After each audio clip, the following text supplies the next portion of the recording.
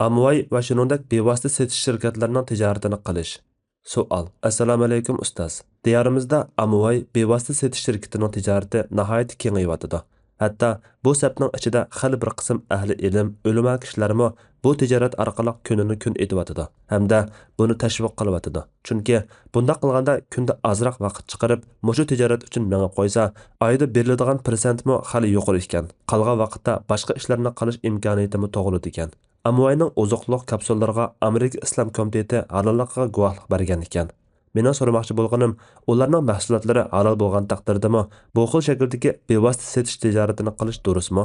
Amvayning tijoratini qilishchi. Chunki biz Amvay Yahudilarni deb anglagan edik. Bu vaqtda bizga yo'l ko'rsatgan bo'lsalar. Javob: Va alaykum assalom va rahmatullohi va barakatuh. Barliq hamd sanolar Janobi Allohga bo'lsin. Durud va salomlar payg'ambarimizga, u zotning oila tavobatlariga, ashablariga va u zotga toki qiyomatgacha ergashganlarga bo'lsin. Bevosita setish, udul setish, torsiman setish, piramidasiman setish va shaxiltib setish degandek nomlar ostida tijorat qilayotgan Amvay va shunga o'xshagan xali ko'p shirkatlar bor bo'lib, bu turdagi tijorat 20 necha yil burun dastlab g'arb ellarida paydo bo'lgan. Keyin musulmonlar diyorlariga singib kirishga boshlagan. Bu turdagi tijoratning barliq turlari haromdir. Bu islom dunyosida tunilgan iqtisodshunos faqihlar, shundaqla ba'zi fatvo organlari bilan islom fiqh akademiyalari bergan fatvodir. Bu tijoratning haromligi tuvandagilarga asoslangandir. Birinchi, bu turlik muomala noma'lum savdoni qilishni o'z ichiga olgan. Abu Hurayra radhiyallohu anhu rivoyat qilib deydi-ki, Rasululloh sallallohu alayhi vasallam tosh etib savdolashish va mavhum savdoni qilishdan to'sgan.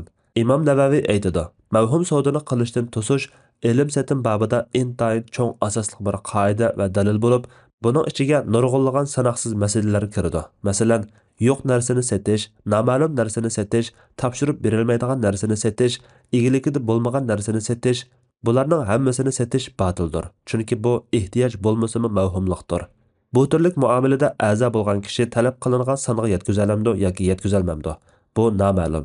Ikkinchi, bu turlik muomalada boshqalarning hisobiga boy bo'lish ko'zlangan bo'lib, har bir a'zo bir nechta xaridor yamchuk tepib berish orqali pulga erishadi. Uchinchi, bu turlik muomalada qimor shakllanadi. Chunki a'zo bo'lgan kishi mol sotib olib, boshqa a'zolarni to'play olsa, tutib, to'play olmasa, uttirgan hisobda bo'ladi. Natijada qimorbozning jazosiga loyiq bo'ladi. Ba'zi g'arb ellari qonunlarida jazoni bilan qimorga ruxsat qilsa-mu, bu xil shakldagi setish nazoratsiz qimordan iborat bo'lg'achqa, yana davlat iqtisodiga ziyonli bo'lg'achqa, bu turlik muomalani qonun chiqarib cheklayotgan. 4. Bevosita yoki piramida shaklli setishda aslidagi bir vosita bo'lgan ilm setim g'oyaga aylanib qoladi. Natijada har bir xaridor ayni vaqtda ham sotquchi, ham bozorga solg'uchiga aylanib qoladi. Bu savdo-setiq tabiatiga, savdo-setiqning yo'lga qo'yilish hikmatiga zid keladi. Saudiya Arabiston Lajna doima fatvo organining Bizans qatorliq shaxiltib setish degandek nomlar ostida tijorat qilayotgan shirkatlar haqidagi tafsiliy fatvosida mundaq deyilgan. Bu turlik muomalalar haromdir. Chunki bu muomaladan maqsad tovar emas, shirinkani ilishdir. Demak, bu shirkatlar bozorga solayotgan tovarlar shirinkani va foydalarga erishish uchun bir bahona yoki niqobdan iborat. Bu muomalaning haqiqiy mohiyati shu. 5. Bu turlik muomalada jazonining ortiq almashtirish, jazona va nasidan keladigan jazonidan iborat har ikki tur tepiladi. Chunki a'zo bo'lgan kishi oz miqdorda pul to'lab ko'p pulga erishadi. Demak, bu ikki badalning birini kechiktirish va ortiq qilish orqali pulni almashtirishdan iborat. Ammo shirkat sotgan tovar bo'lsa, bu xil almashtirish uchun pardadan iborat bo'lib, a'zo bo'lg'uchining ko'zligini bu emas. Undaq bo'lgandan keyin bu tovar hukmga ta'sir ko'rsatilmaydi. 6. Bu turlik tijorat bozorga selish fursatiga erishib, boshqalarning qilgan savdosidan shirinkani elishni shart qilib mol sotib olishdan iborat bo'lg'achqa, hadisda cheklangan bir savdoda ikki savdoni qilmaslik doirasiga kirdi. Abu Hurayra radhiyallohu anhu rivoyat qiladi-ki, Rasululloh sallallohu alayhi vasallam bir savdoda ikki savdoni qilishdan to'sgan. Shaxiltib setishda ikki savdo bo'lib, biri sotib olish savdosi, yana biri bidikchilik savdosi. Bu turlik shart qilish odatda ikki tarafning bir-biridan bir xil foydalanishni o'z ichiga oladi. Masalan, bozorga solg'uchidan sotiladigan tovarda manfaati yo'q, lekin u bozorga solish fursatiga ega bo'lish uchun sotib olishga majbur. Shunga bir savdoda yana bir savdoni shart qilish cheklanadi. 7. Bu turlik muomalada shirkatlar beradigan pul mukofot deb atalsa-mu, bu shariatdagi mukofot qoidasiga zid keladi. Chunki mukofot degan ikki tarafning qaysi biri xohlagan chaqda bekor qilib o'tadigan narsa, lekin shirkatlarning tuzumida bekor qilib o'tilmaydi. 8. Bu türlük ticaret saxtapazlik, aldamchilikni o'z ichiga oladi. Rasululloh sallallohu alayhi vasallam kimki bizni aldaydi ekan, u bizdan emas degan. Azhar universiteti tijorat fakultetidagi islom iqtisodi professori doktor Husayn Shahota mundoq deydi. Bizans va shuningga o'xshagan shirkatlar bilan piramidsimon yoki to'rsimon shaxiltib setish orqali muomala qilish shar'iy jihatdan joiz emas. Chunki bu faoliyatda mavhumlik bo'lib, bu qimor doirasiga kiradi. Natijada kishilar cho'ng foyda olishni ta'ma qilib, xaridor tepish bilan avara bo'lib ketadi. Tovar bilan kori bo'lmaydi. Shuning uchun bunday shirkatlar bilan muomala qilishdan ogohlantiramiz. Qatar Universiteti Shariat fakulteti fiqh va usulul fiqh bölümü professori doktor Ali Qardag'i mundaq deydi. Bu türlük tijorat haqida mendan bir qancha qatim fatvo so'ralgan edi. Men chiqargan yakun shuki, bu muomala islom shariati ko'rsatmalariga mos kelmaydi. Ya'ni bu türlük muomala islom shariati ko'zlagan iqtisodiy va ijtimoiy gullanishga yuzlanishdan iborat bo'lgan maqsad nishonlariga mos kelmaydi. Aksincha, bu türlük ticaret bir türküm bidikler xaridar tepishdan foydalanib, tovar sotib oluvchilarning mol-mulkidan nurg'un foyda undirib olishga olib boradi. Men ba'zilarning uyida o'tirib 200 ming dirham yanchiqqa soldiganligini angladim.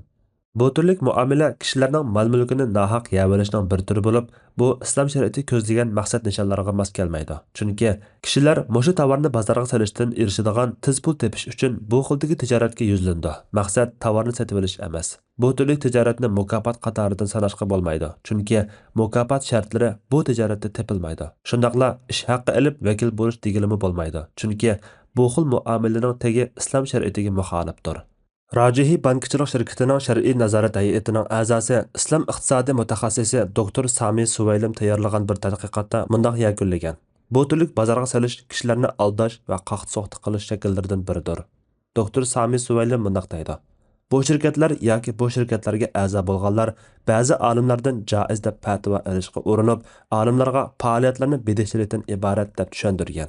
Amaliyotda ularning qilgani bid'atchilik emas. Chunki bid'atchilik degan biror tovarni sotish orqali shirinkani oladigan kelishim bo'lib, shaxiltib sotishda bozorga solg'uvchi bo'lish uchun pul to'laydi. Mana bu bid'atchilikning aksi. Yana taxa shaxiltib sotishdan maqsad biror mol yoki tovar yoki xizmat sotish emas, balki yangi bozorga solg'uvchilarni tepish. Ondan yangi bozorga solg'uvchilarmi, yana boshqa yangi bozorga solg'uvchilarni tepish. Mushundaq ketaveradi.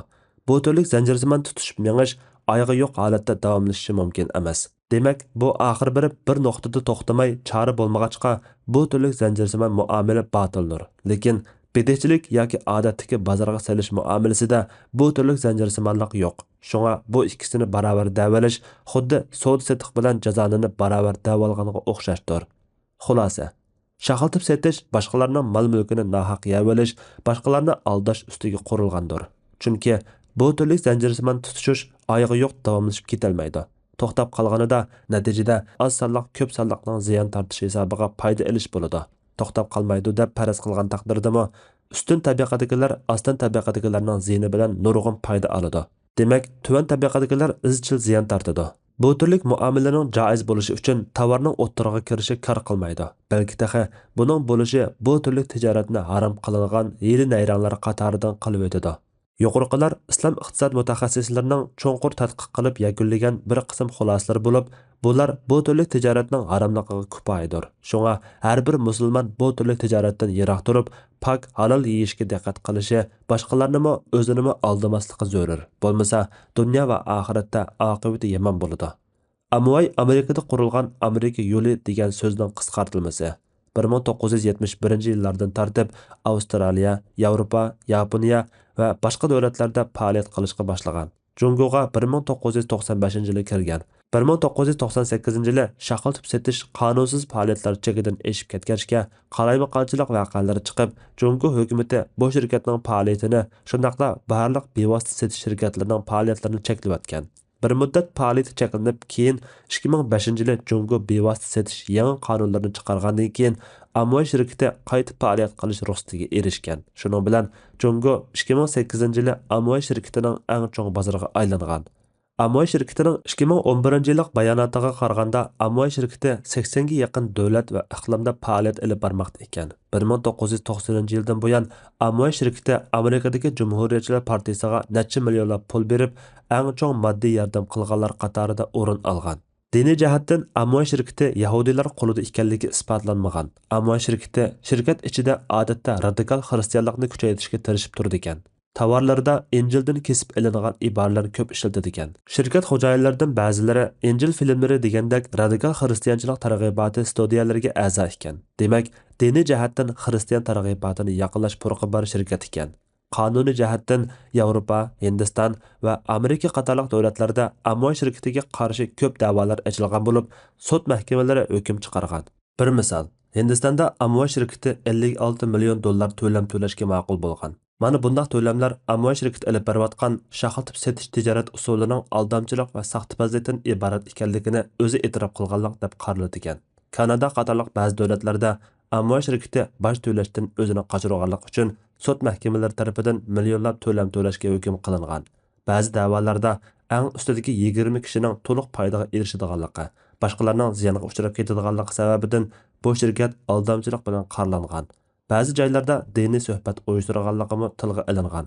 Umuman, Amway shirkatining tovarlari najis yoki harom moddani o'z ichiga olsin yoki olmasin, diniy jihatdan tegi Yahudi bo'lsin yoki bo'lmasin, tijorat usuli harom bo'lgandan keyin bu turli tijoratga qatnashish, a'zo bo'lish, boshqalarni qiziqtirib a'zo qilib, uningdan foyda olish qilmishlari harom bo'ladi. Aqalli taqdirda bu muomalani shubhilik deb qarsaqmi, shubhilik narsadan saqlanish dinimizni, kirmimizni pok tutish lozim. Nu'man ibn Bashir radhiyallohu anhuma mundaq degan: "Men Rasululloh sallallohu alayhi va sallamning mundaq deganligini anglagan. Halolmi aniq, harommi aniq. Ularning orasida qolgan shubhilik ishlar bor. U ishlarning hukmini nurg'un odamlar bilmaydi. Shubhilik ishlardan saqlangan odam dinini va obro'yini pok tutgan bo'ladi. Shubhilik ishlarni qilgan odam cheklangan rayonda pada boqadigan cho'bonga o'xshaydi. Pada har anda bu rayonga kirib ketishi mumkin. Har podshohning bir cheklangan rayoni bo'ladi. Allah'ның cheklangan rayoni bo'lsa, harom qilib bekitgan ishlardan iboratdir. Quloq solinglar. Badanda bir tishlam go'sht bor. U go'sht tuzalsa, butun badan tuziladi. U buzilsa, butun badan buziladi.